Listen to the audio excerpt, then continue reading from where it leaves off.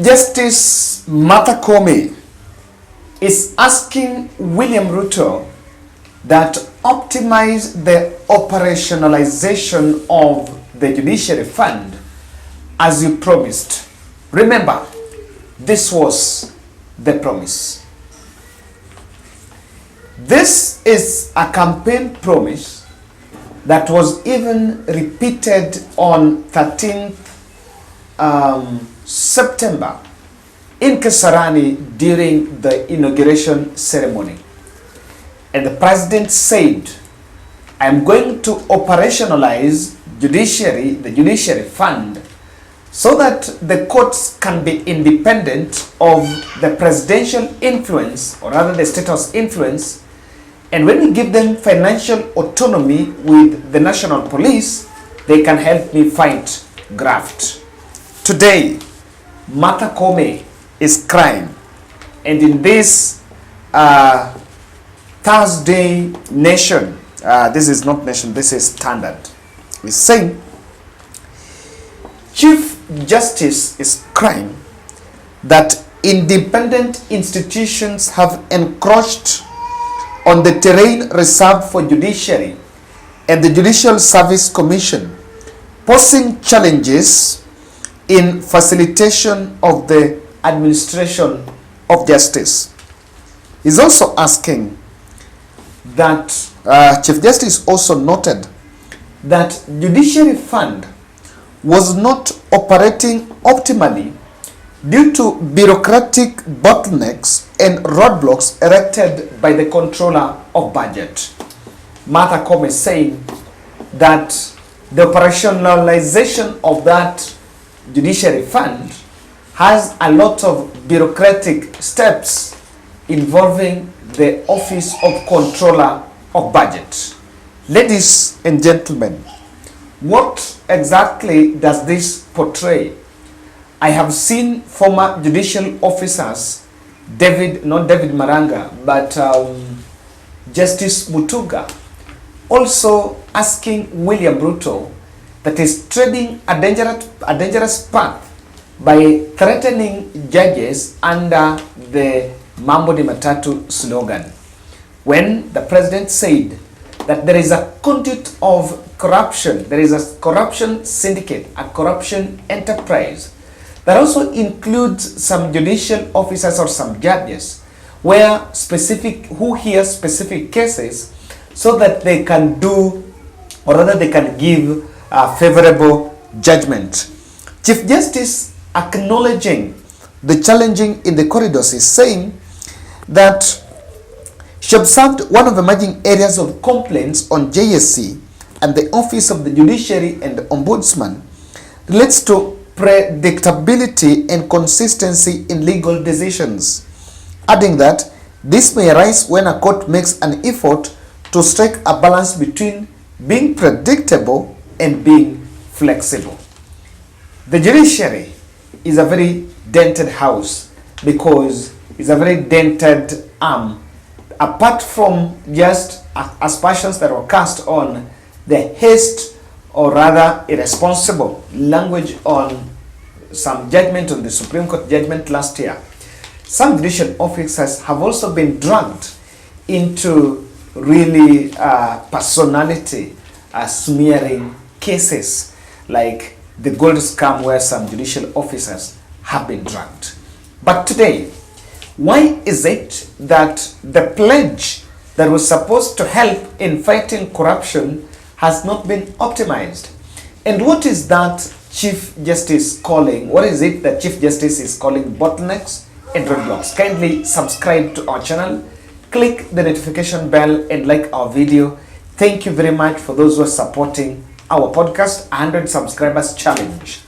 A target of getting 100 subscribers per day, so that by the end of this month, we should be clocking 60,000. We'll just find out whether we'll get 60,000. And thank you very much for your support. Now, just as you hold on that, still reminding you on Baby Bryce medicine appeal. Yeah, this boy here is 9 years old. He got brain tumor at age 3 and actually went blind. But after that, he's been in and out of the hospital. But now there's some drugs that he uses. I talked to the mother, and of course there was a challenge on those getting those drugs. But then that's why we pledged as Team Bold to come in and support in getting those drugs. I'm sending what we shall have collected by tomorrow morning. So kindly, let's plug in as we finish this, we close this today. Now, I want to get to the bottom line of this. I'm not shocked that Martha Koome is complaining. And there are some judicial officers, there are some people that even if they complain, you want to sympathize with them, but you're tempted to feel like, okay, they're just getting their fair share of those. But before I look, before I even take that angle, I don't want to take that angle. I want to look at these three reasons why this fund, or it is not about the fund, why William Ruto has not allowed judiciary to be independent. The independence is something that is a bit questionable. You know, there is the sweet talk in the political arena where I want police to be independent, I want judiciary to be independent. There is always the sweet words that are spoken when people are in rallies. But in real sense, that is not what any leader really wants. Everyone is normally hands-on. If the president is hands-on every ministry and every state parastatal, surely, do you want to tell me that he will not be hands-on judiciary? A third arm of government. Second one, if I'm not sure. Now, three reasons. There have been series of unfavorable judgments on government that are on cases launched by anti-government litigants. And probably William Ruto is just pulling a string, because one was that on CS, shocking one, really was not expected, and the other one was also on the finance bill. I know people really got rattled by some of those rulings. And again, there have also been other tax dispute cases. So the government side, or Kenya Kwanza, seems to have realized that as much as the judiciary want to give them the freedom space, but it is also another wing that can, if left then to operate freely, can checkmate government. Or rather, those who want to checkmate William Ruto, the only route available for them is the courts. And so, you know, we have opposition that sits in parliament, and opposition is supposed to checkmate government. But our governance structure works on majoritarian rule. So majoritarian rule has actually decimated the opposition voices.